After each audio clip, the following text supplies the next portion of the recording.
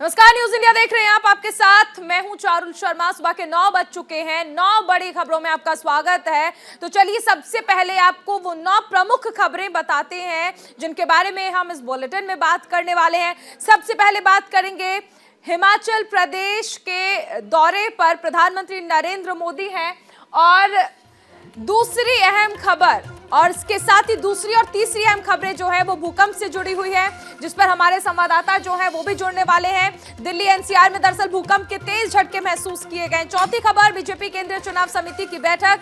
पांचवी खबर दिल्ली एनसीआर में आज से स्कूल खुल रहे हैं। छठी खबर दिल्ली में कूड़े के पहाड़ को लेकर आम आदमी पार्टी लगातार बीजेपी पर हमला बोल रही है।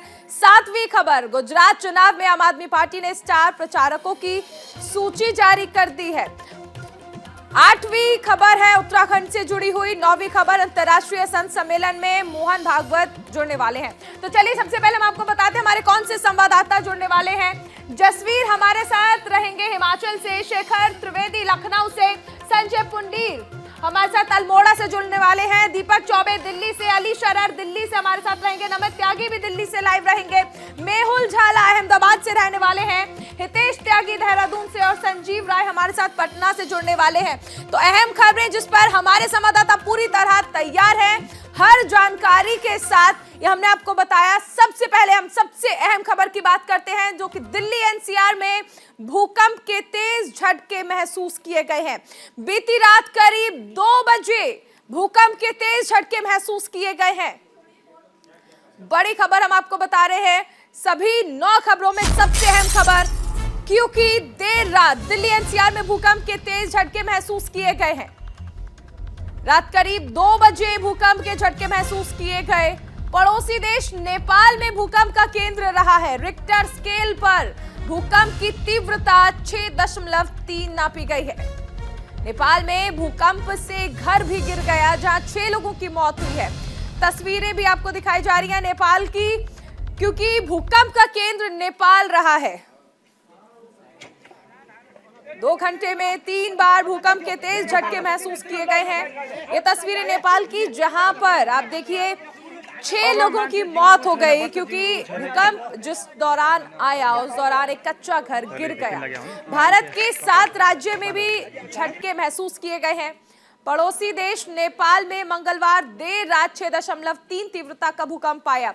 दिल्ली, लखनऊ, रामपुर और नेपाल की ये तस्वीरें देखिए, किस तरह से पूरा उत्तर भारत अचानक कांप गया जिस दौरान भूकंप के तेज झटके महसूस किए गए।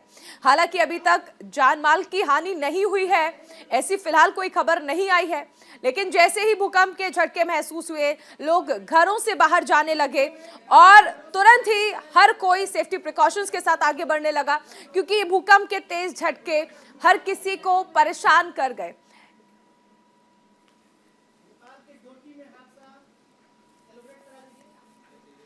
दिल्ली, लखनऊ, रामपुर और नेपाल, तो जैसा हम जिक्र भी कर रहे हैं, जैसे ही लोगों को इस बात का अंदाजा हुआ कि दरअसल धरती जो है वो दहल गई है, हिल गई है, भूकंप के झटके उन्होंने महसूस किए हैं, वो तुरंत ही घरों से बाहर निकल आए एहतियातन, ताकि कोई जनहानि ना हो जाए।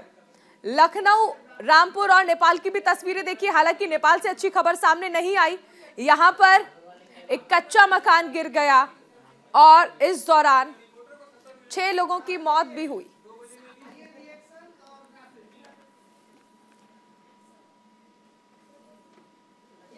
भूकंप के बाद लोगों का क्या रिएक्शन है, ये भी आपको सुनाते हैं। ऐसा कि कुछ हिल रहा है, बस ऐसे महसूस हुआ।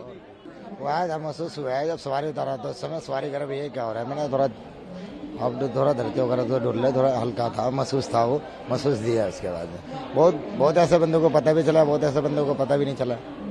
हाँ जी, मैं ऑटो से आया था, अभी 5 हो गया, आधा 1 घंटा हो गया मेरे को। तब जब मैं ऑटो से उतरने लगा तो मतलब उतरते उतरते एकदम झटका लगा मेरे को। ऑटो वालों को गया यार क्या होगा ये, मतलब महसूस भी हुआ मेरे को। आसपास में देखा तो मतलब माहौल भी मतलब अजीब सा हो गया था। भूकंप में 2 बजे लमसम हमको भूकंप ऐसा महसूस हो रहा था, जैसे लग रहा था कोई हमको हिला रहा है। फिर हमको आसपास उतना 1 सेकेंड का था, 1 सेकेंड लगता। जी अचानक मेरी रात को नींद खुली तो मैंने देखा कुत्ते अचानक इतने ज़्यादा कुत्ते भौंक रहे थे, तो मेरी नींद खुली। मैंने देखा, एक महसूस किया कि मुझे थोड़े से झटके लगे। मैं ये महसूस किया रात को, आधी रात को। जी बिल्कुल, मैंने महसूस किए। मैं बैंक की तैयारी कर रही थी, तो मैं रोज़ रात में पढ़ती रहती हूँ करीब 3-4 बजे तक। तो लगभग 2:30 बज रहा था, मैं पढ़ रही थी और मुझे वाइब्रेशन टाइप का महसूस हुआ। तो मुझे लगा हो सकता है कुछ बिल्ली वगैरह हो बेड के नीचे, तो मैंने उतना ध्यान नहीं दिया। फिर मैं देखी कि धीरे-धीरे टेबल भी वाइब्रेट कर रहा है, उस पे से सामान रखे हुए थे, पेन वगैरह मैंने रखे थे, वो सब हिल रहे हैं, नीचे गिर रहे हैं। हम लोग रात में जो है स्टडी कर रहे थे, उसी समय टेबल थोड़ा सा हिला, तो हम लोगों को समझ में नहीं आया कि क्या हो रहा है। और अधिकतर लोग जो है रात में सो रहे थे, तो पता नहीं चला। फिर सुबह हम लोग जब पार्क में घूमने आए, विश्वविद्यालय में घूमने आए, तो लोगों के माध्यम से हम लोगों को पता चला कि रात में जो है करीब 2 बजे के करीब भूकंप के झटके जो है महसूस किए गए। और ये भी पता चला कि ये भूकंप के झटके जो है नेपाल से महसूस किए गए थे। इस कारण जो है गोरखपुर में इसका प्रभाव देखने को हम लोगों को मिला है। महसूस किए गए हैं। हम लोग रात को करीब 1-1:30 बजे तक पढ़ाई कर रहे थे, तभी 10 मिनट बाद ही जो कि भूकंप के झटके हल्का से लगे। तो हॉस्टल में सुबह एक चर्चा का विषय बन गया। हालांकि चर्चा का विषय तो रात ही में बन गया था। फिर सुबह जब हम लोग पार्क में टहलने आए, तो यहाँ भी लोग आपस में गुफ्तगू भूकंप के ही बारे में कर रहे थे कि भूकंप आया कैसे, मतलब कि इसका किस क्षेत्र से इसका संबंध बनाया जा सकता है। गोरखपुर हमारा अति संवेदनशील क्षेत्रों में से आता है भूकंप के लिए, और यहाँ पे खतरा काफ़ी था, लेकिन सौभाग्य रहा कि जनपद गोरखपुर में किसी की कोई हानि की सूचना अभी तक नहीं प्राप्त हुई है, और ये बहुत अच्छी बात रही। तो दिल्ली एनसीआर के साथ साथ नेपाल की धरती भी कांप गई इन भूकंप के झटके से। हमारे सहयोगी सागर आपको समझाएंगे मैप के जरिए कि किस तरह भूकंप ने तबाही मचाई है। सागर। तो चलिए बिल्कुल, अगर हम बात करें एपी सेंटर कहां था भूकंप का, तो नेपाल का डोटी जिला, जहां पर भूकंप के झटके महसूस किए गए। 6.3 की तीव्रता थी। यह डोटी जिला जहां पर भूकंप के झटके महसूस किए गए। सन 2015 में भी डोटी जिले के आसपास जब भूकंप के झटके महसूस किए गए थे, तो पूरे नेपाल में लगभग 9,000 लोगों की जानें चली गई थी। एक बहुत देखिए बेहतरीन पर्यटक स्थल भी है, लेकिन डोटी जिले के आसपास जो झटके महसूस किए गए, कहा जा रहा है कि 6 लोगों की यहां पर मौत हो गई है और अभी भी कई लोग वहां पर घायल है। नेपाल के पीएम शेर बहादुर देउबा ने कहा है कि लगातार राहत बचाव कार्य वहां पर पहुंचाया जा रहा है। सन 2015 में भी इन इलाकों के आसपास भूकंप के झटके महसूस किए गए थे, और जो सेना का सर्च ऑपरेशन जारी है, कई जगहों पर लोग मलबे में भी फंसे, जहां पर जिस तरह से सहयोगी चारुल ने आपको तस्वीरें वहां की दिखाई हैं। चारुल। तो चलिए, बहुत शुक्रिया सागर इस तमाम जानकारी के लिए। अब हमारे संवाददाता जो हैं हमारे साथ जुड़े हुए हैं। दीपक चौबे दिल्ली से जुड़े हैं, शेखर त्रिवेदी हमारे साथ लखनऊ से हैं, संजय पुंडीर अल्मोड़ा से जुड़े हुए हैं। दीपक, सबसे पहले आपके पास आना चाहेंगे और आपसे समझना चाहेंगे, क्योंकि भूकंप के तेज झटके महसूस किए गए हैं, क्या जानकारी निकलकर सामने आ पाई है, खासकर राजधानी दिल्ली से? अगर बात की जाए तो राजधानी दिल्ली में और उसके आसपास के इलाके यानी कि एनसीआर में अगर बात की जाए तो 1:57 पे महसूस किए गए थे। हालांकि देखिएगा, अभी तक अगर बात की जाए तो कोई भी ऐसी घटना नहीं हुई है। हालांकि जो नेपाल में जिस तरीके से घटना हुई कि 6 लोगों की मौत हो गई है, वो अभी तक ऐसा कोई घटना नहीं हुई है। और लगातार जो दिल्ली पुलिस है या फिर अगर एनसीआर की बात की जाए तो लगातार जो अधिकारी हैं वो लगातार अपने अपने इलाके में जा रहे हैं और देख रहे हैं कि ऐसी कोई घटना तो नहीं हुई है। तो लगातार जिस तरीके से नजरें बनाए हुए अधिकारी, हालांकि देखिए अगर बात वही है कि अभी तक कोई घटना नहीं है, क्योंकि रात का मामला था, जब रात को आया उसके बाद लोग अपने घरों से बाहर आ गए। अब देखने वाली ये बात है कि कोई क्योंकि दिल्ली में भी कई, जैसे द्वारका हो गया या फिर उत्तम नगर हो गया, ऐसे बहुत सारे इलाके हैं वहाँ जहाँ पे संवेदनशील इलाका है, वहाँ पे अभी दिल्ली पुलिस अपना अभियान चला रही है और देख रही है कि ऐसी कोई घटना तो नहीं हुई है। तो हालांकि अभी दिल्ली और एनसीआर में ऐसी कोई घटना नहीं है जिस तरीके से नेपाल में। लेकिन राजधानी लखनऊ में क्या हाल है? मैं शेखर आपके पास आना चाहूंगी। जिस दौरान भूकंप के तेज झटके महसूस किए गए, राजधानी लखनऊ में क्या आलम रहा?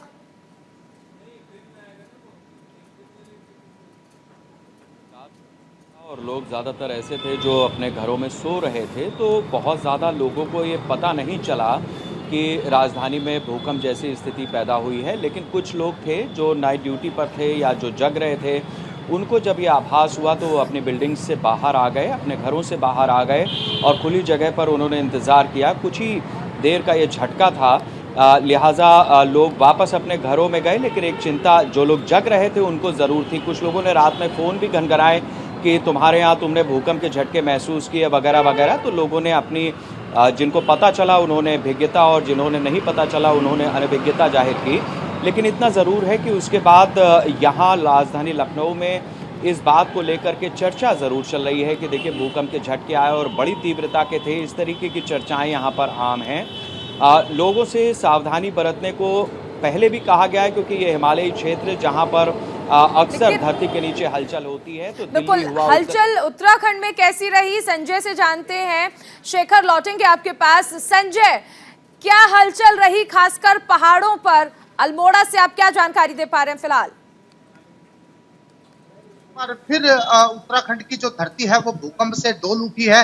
उत्तराखंड के करीब 5 जिलों में भूकंप के झटके महसूस किए गए हैं। अगर देहरादून की बात की जाए, अल्मोड़ा की बात की जाए, बागेश्वर की बात की जाए या पिथौरागढ़ की बात की जाए, हालांकि जो भूकंप का केंद्र रहा है वो नेपाल बताया जा रहा है। और जिस तरह से भूकंप 1:57 पर लोगों ने महसूस किया है, तो देर रात थी, इस वजह से ज्यादा लोग इसे महसूस नहीं कर पाए। लेकिन जिन लोगों ने महसूस किया है वो गहरी नींद से जाग उठे, अपने अपने घरों से बाहर निकल गए। अगर उत्तराखंड की बात की जाए, यही एहतियात दिल्ली एनसीआर में भी बरता, लखनऊ में भी। संजीव, आपके पास आना चाहेंगे। पटना में भूकंप के बाद क्या हलचल रही? जहाँ तक पटना की बात करें तो पटना में ऐसी कुछ हलचल तो नहीं है, लेकिन हाँ तो नेपाल से सटे इलाके हैं, रक्सौल है और कई ऐसे इलाके हैं, तो वहाँ जो है अभी तक कोई जानकारी नहीं आ पाई है कि क्या कुछ हुआ है। हालांकि पटना की अगर बात करते हैं तो पटना में ऐसी कोई हलचल लोगों को नहीं मिली है। हालांकि जिस तरह से नेपाल इसका रहा है, तो ऐसा देखना होगा कि नेपाल से सटे जो बिहार के इलाके हैं वहाँ से कोई खबरें आती है कि नहीं, फिलहाल अभी कोई खबरें नहीं आई। चलिए, बहुत शुक्रिया संजीव इस तमाम जानकारी के लिए। संजय, शेखर, आपका भी बहुत शुक्रिया। चलिए, अगली बड़ी खबर का रुख करते हैं। हिमाचल प्रदेश के दौरे पर हैं प्रधानमंत्री नरेंद्र मोदी। कांगड़ा में रैली को संबोधित करेंगे प्रधानमंत्री। पीएम मोदी की सुरक्षा के पुख्ता इंतजाम किए गए हैं।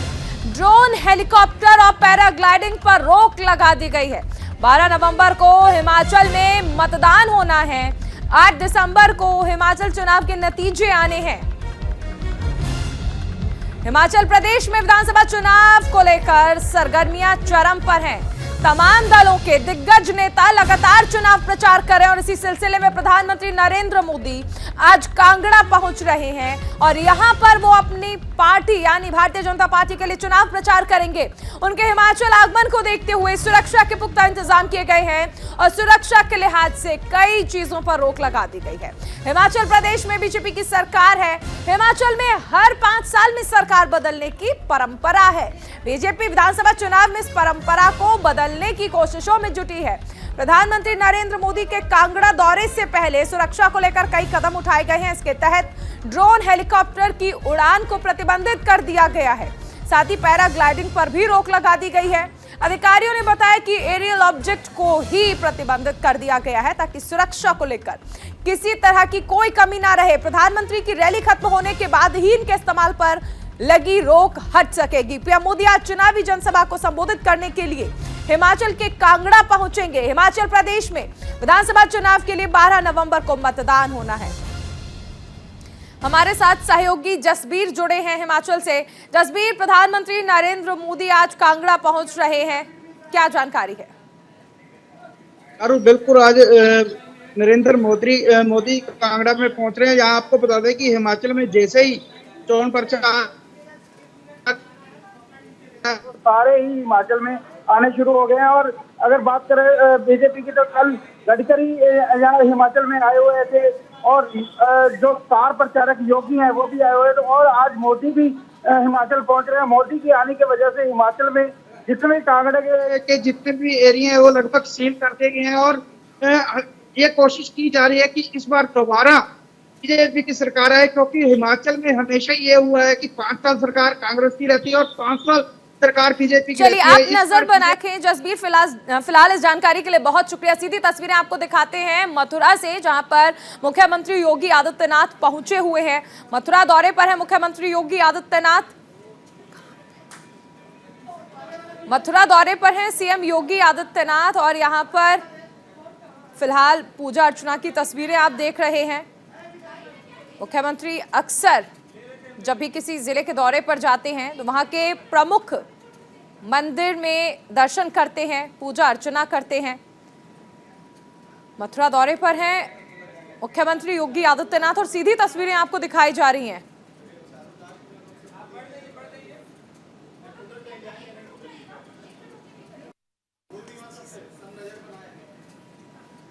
तो ये मथुरा की सीधी तस्वीरें आपको दिखाई जा रही हैं जहां पर मुख्यमंत्री योगी आदित्यनाथ दर्शन कर रहे हैं और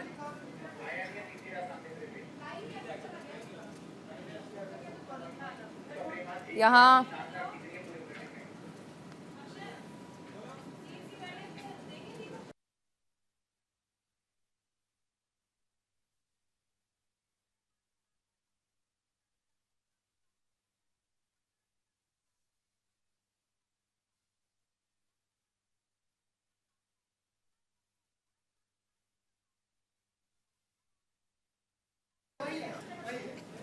तो देखिए सबसे अहम चीज है, मथुरा दौरे पर हैं मुख्यमंत्री योगी आदित्यनाथ और ऐसे में कृष्ण जन्मभूमि पहुंचे हैं सीएम योगी आदित्यनाथ। यहां पर पूजा अर्चना कर रहे हैं और ये जहां पर इस वक्त की सीधी तस्वीरें आप देख रहे हैं, ये वो कहा जाता है ये वही स्थान है जहां पर श्री कृष्ण का जन्म हुआ था। कृष्ण जन्मभूमि पहुंचे हैं सीएम योगी आदित्यनाथ। सीधी तस्वीरें आपको दिखाई जा रही हैं। ये कई मायनों में खास है क्योंकि कृष्ण जन्मभूमि का मुद्दा जो है राजनीतिक भी रहा है और ऐसे में मुख्यमंत्री योगी आदित्यनाथ कृष्ण जन्मभूमि पहुंचे हैं और वहां पर उन्होंने दर्शन पूजन किया है। चलिए खबरों में आगे बढ़ते हैं। एक बड़ी खबर आपको बता दें, बीजेपी केंद्रीय चुनाव समिति की आज अहम बैठक है। दिल्ली में बीजेपी सीईसी की यह अहम बैठक होने वाली है। पीएम के साथ बीजेपी के कई सीनियर नेता इसमें शामिल होंगे। गुजरात चुनाव के लिए प्रत्याशियों के नाम इसमें तय किए जाने हैं। बीजेपी अध्यक्ष जेपी नड्डा की अध्यक्षता में ये बैठक होनी है। सीईसी की बैठक होनी है। ये गुजरात विधानसभा चुनाव के लिए तारीखों का ऐलान कर दिया गया है। उम्मीदवारों के नाम को तय करने के लिए बीजेपी केंद्रीय चुनाव समिति की बैठक 8 और 9 नवंबर को पार्टी मुख्यालय में होगी। सहयोगी दीपक चौबे हमारे साथ जुड़ गए हैं। दीपक, कई मायनों में अहम है आज की ये बैठक क्योंकि उम्मीदवारों के नाम तय किए जाएंगे और ये वो उम्मीदवार हैं जिनके भरोसे भारतीय जनता पार्टी चुनावी मैदान में जा रही है गुजरात में। जी बिल्कुल चालू, अगर बात की जाए तो गुजरात विधानसभा की 182 सीटों के जो बीजेपी के जो नेता हैं उनके नामों की चर्चा हो जाएगी। आज कई लोगों के नामों की चर्चा हो जाएगी। बीजेपी राष्ट्रीय अध्यक्ष जेपी नड्डा के नेतृत्व में ये बैठक होगी केंद्रीय चुनाव समिति की, जिसमें प्रधानमंत्री नरेंद्र मोदी, गृह मंत्री अमित शाह और केंद्रीय चुनाव समिति के जो सदस्य हैं वो मौजूद रहेंगे। हालांकि देखिए अगर बात की जाए तो आज और कल दोनों दिन ये बैठक होगी। उसके बाद फिर परसों ये पहली लिस्ट जारी होगी, उसके बाद सेकंड फेज पर लिस्ट जारी होगी। हालांकि अगर बात की जाए तो करीब 20 से 25 जो नए उम्मीदवार हैं उनको मौका दिया जा सकता है। हालांकि आपने देखा होगा कि किस तरीके से कुछ दिन पहले ही जब गुजरात में कैबिनेट में रिसफल हुआ था तो कई युवाओं को मौका दिया गया था। उसमें हर्ष सांघवी भी थे, यहाँ तक सीएम भूपेश पटेल को भी बनाया गया था। तो इस बार भी बीजेपी चाहती है क्योंकि देखिए इस बार बीजेपी को लगता है कि टक्कर इस बार बहुत ज्यादा है। उसके बाद और सबसे ज्यादा अहम है कि इस बार किसके नाम पर मोहर लगती है। बहुत शुक्रिया दीपक इस तमाम जानकारी के लिए। एक बड़ी खबर दिल्ली से आ रही है जहां पर कूड़े के पहाड़ को लेकर सियासत गरमाई हुई है। बीजेपी ने आम आदमी पार्टी पर हमला बोला है। गाजीपुर लैंडफिल साइट पर सिसोदिया जाने वाले हैं डिप्टी सीएम मनीष सिसोदिया। 2 दिन पहले कूड़े की दीवार गिरने से यहां पर हादसा हुआ था और ऐसे में deputy CM Manish Sisodia Ghazipur landfill site पर जाने वाले हैं। तो आप समझिए कि एमसीडी चुनाव से पहले कूड़े का मुद्दा किस तरह गरमाया हुआ है। सहयोगी नमित हमारे साथ जुड़े हुए हैं। नमित, आप समझिए कि एमसीडी चुनाव से पहले कूड़े को एक मुद्दा बना दिया गया है और बड़ा मुद्दा जिसकी वजह से आम आदमी पार्टी लगातार बीजेपी पर निशाना साध रही है। देखिए बिल्कुल एमसीडी चुनाव के लिए आम आदमी पार्टी ने पहले ही ऐलान कर दिया है कि कूड़े का मुद्दा वो सबसे टॉप पर रखेगी। और गाजीपुर लैंडफिल साइट की बात करें तो रविवार को वहां पर एक कूड़े का हिस्सा गिर गया था जिस वजह से जो वहां पर मुर्गा मंडी लगती है उसकी दीवार भी ढह गई थी। हालांकि गनीमत ये रही कि वहां पर किसी की जान माल का नुकसान नहीं हुआ। उसी का जायजा लेने के लिए आज 10:30 बजे दिल्ली के deputy CM Manish Sisodia Ghazipur landfill site पहुंचते हैं और वहां पर लोगों से बातचीत करेंगे कि आखिर किस तरीके से कूड़े को वहां पर फैलाया जा रहा है। बीजेपी लगातार ये कह रही है कि कूड़े के पहाड़ को कम किया जा रहा है। गौतम गंभीर की बात करें जो बीजेपी सांसद है, उन्होंने कुछ दिन पहले बयान दिया था कि जो दिल्ली के पहाड़ है उनको धीरे-धीरे कम किया जा रहा है। नमित, कहना गलत नहीं होगा कि एमसीडी चुनाव से पहले आम आदमी पार्टी कोई मौका नहीं छोड़ने वाली है भारतीय जनता पार्टी का घेराव करने का। बहुत शुक्रिया तमाम जानकारी के लिए। इस बीच इस बुलेटिन में फिलहाल इतना ही। आप बने रहिए न्यूज़ इंडिया के साथ।